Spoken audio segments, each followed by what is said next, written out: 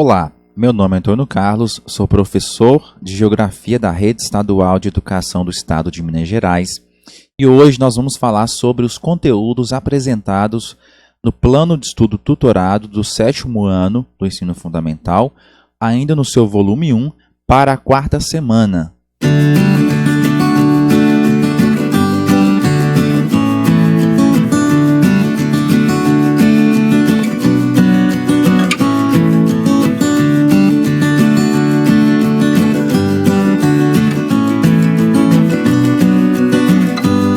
Nesta aula da 4ª semana, nós vamos estudar a unidade temática Mundo do Trabalho e o objeto de conhecimento será produção, circulação e consumo de mercadorias.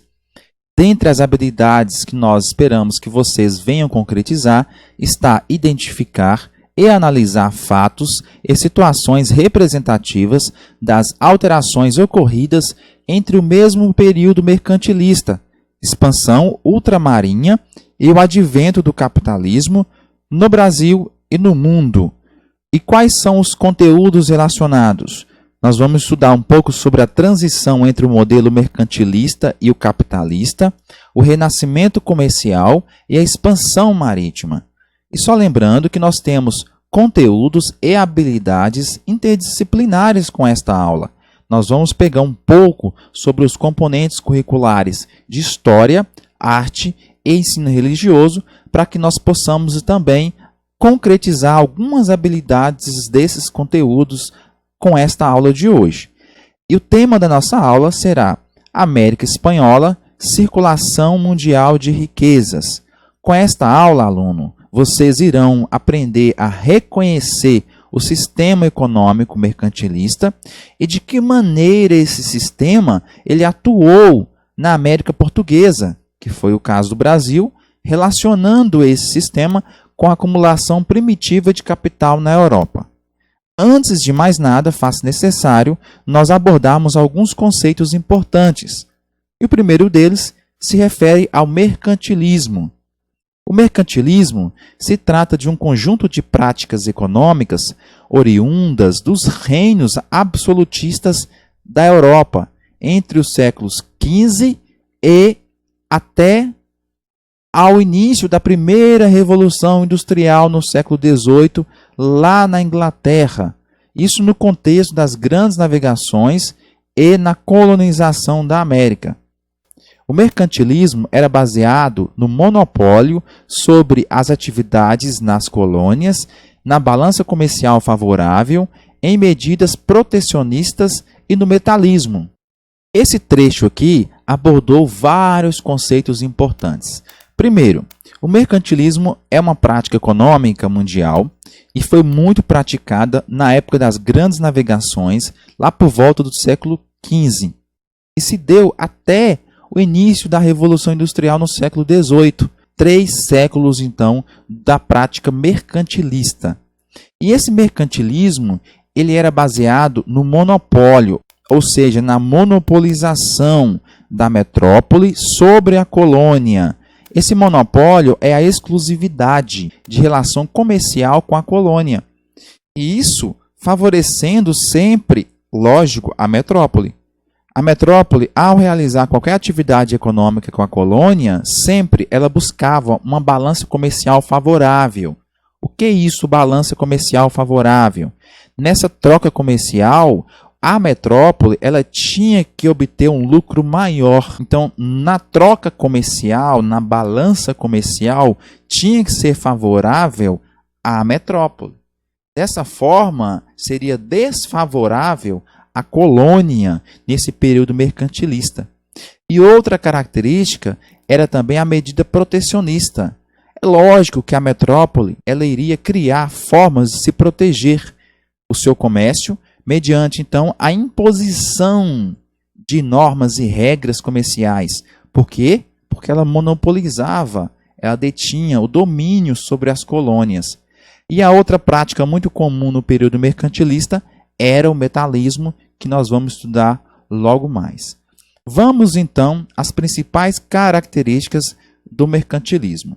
Primeira, a economia com base, então, na troca de produtos agrícolas foi sendo substituída aos poucos pela economia baseada na troca de mercadorias por dinheiro, o que tornou necessário, então, aumentar a quantidade de moedas em circulação no continente europeu. Nós temos aqui o surgimento do capitalismo, que é a troca de mercadorias por dinheiro. Até então, nós tínhamos uma prática muito comum, que era a troca de produtos. A troca de produto por produto é chamado de escambo. Agora, nós temos a troca de mercadorias por dinheiro. E para se então produzir dinheiro, seria necessário então aumentar a quantidade de produção de moedas. E para produzir moedas, faz necessário então ter matérias-primas, como ouro, prata, cobre. E aí vem a segunda característica do mercantilismo, que é o metalismo, ou seja, dentro do mercantilismo buscava-se sempre o acúmulo de metais preciosos, acumular metais preciosos como ouro e prata para fabricar moedas e assim conseguir comprar, adquirir mais mercadorias lá nas colônias. E o governo ele incentivava o desenvolvimento das indústrias em seus territórios, pois poderia exportar as manufaturas e os produtos e rendiam então bons lucros. Os países que tinham as indústrias vendiam então seus produtos para as colônias e para outros países que não tinham então nenhum processo produtivo industrial. E para estimular a indústria nacional e evitar saída de moedas para outros países, o governo criava vários impostos e taxas, evitando então a entrada de produtos vindos então de outros países do exterior. Isso era chamado de protecionismo alfandegário. O que é isso? O governo criou então vários impostos de importação, taxas, para que o produto de fora entrasse no território daquele país, tinha que pagar um imposto e ficava muito caro então a comercialização do produto naquele país, de forma que a população iria dar preferência para os produtos fabricados dentro do seu país, que era mais barato, ao invés de comprar produtos de fora. Isso ficou conhecido como protecionismo alfandegário. Outra característica importante foi o Pacto Colonial, que estipulava que as colônias europeias deveriam fazer comércio apenas com as suas metrópoles. Eles abusavam da tática de vender caro e comprar barato, inclusive no ciclo econômico do açúcar que ocorreu no Brasil colonial. O Pacto Colonial, uma espécie de pacto entre a colônia e a metrópole, onde a colônia só devia fazer relação comercial com a sua metrópole. Não poderia comprar nem vender para outros países. E nessa troca comercial, favorecia sempre a metrópole, onde comprava tudo mais barato e vendia tudo mais caro, inclusive com o açúcar produzido aqui no Brasil. Outra característica importante do mercantilismo, a intervenção do Estado na economia. O rei, que era o Estado da época, ele era considerado absolutista. Um rei, então, autoritário, que determinava a quantidade de impostos e controlava todo o mercado. Então, a economia, na época, ela tinha intervenção do Estado o tempo inteiro. O rei que determinava o valor, o preço dos produtos a serem comercializados, tanto no território do país, quanto para as colônias. Então, nós temos um intervencionismo estatal, que é o quê? A intervenção do Estado na economia. Outra informação importante também sobre o mercantilismo, a balança comercial favorável, ou seja, consistia no esforço do país para sempre exportar mais, vender mais, do que importar, do que comprar. Sempre vender mais do que comprar. Assim, mais moedas entrariam no país e menos moedas sairiam do país. Isso favorecia a situação financeira daquele país. Isso é a balança comercial, de forma favorável ao país que estava praticando aquela relação comercial com outros países ou com as suas colônias. A colônia de exploração, ela desempenhava um grande papel na época, pois a riqueza de um país lá na Europa estava diretamente ligada à quantidade de colônias que ela possuía para explorar.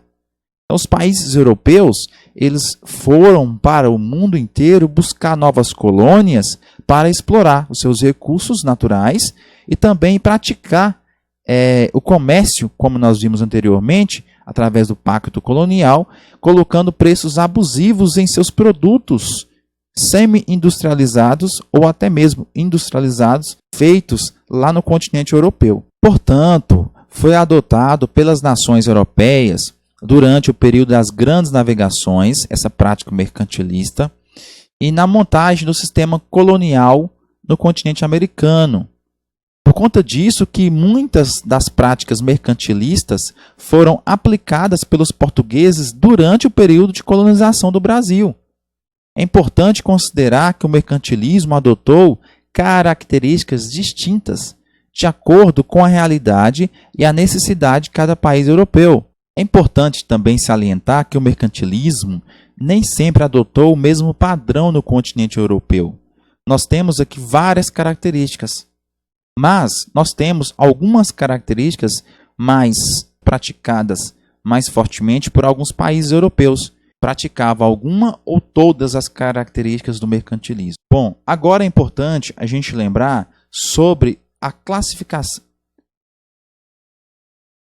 Agora é importante a gente lembrar sobre a estrutura dos estados nacionais modernos. Nós temos aí, inicialmente, a figura de um rei. Um rei como da Inglaterra, França, Portugal, Espanha. Esse rei centralizava todo o poder em sua mão.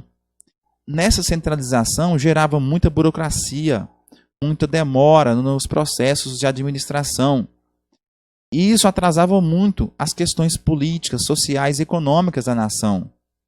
Então começou a surgir os estados mais modernos, onde a figura do rei, junto com a burguesia, determinava o investimento comercial e manufatureiro.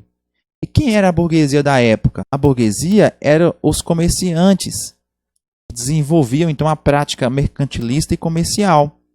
E esse processo de desenvolvimento do comércio e da manufatura, com o início da indústria, apoiou-se também na intensa exploração colonial que aconteceu aqui no continente americano.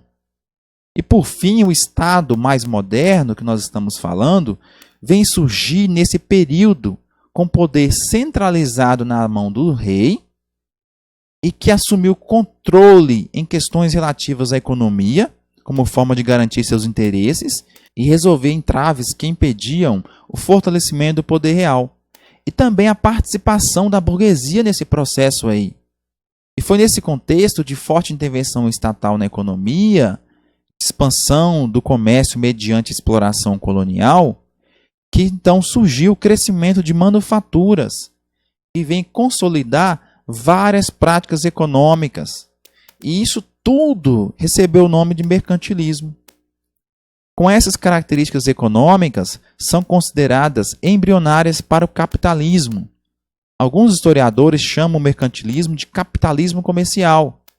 Enfim, nós temos o surgimento do capitalismo atual a partir então desse momento do mercantilismo, das grandes navegações, do momento em que o Estado começa a preocupar com a atividade econômica, com a troca de produtos em moeda.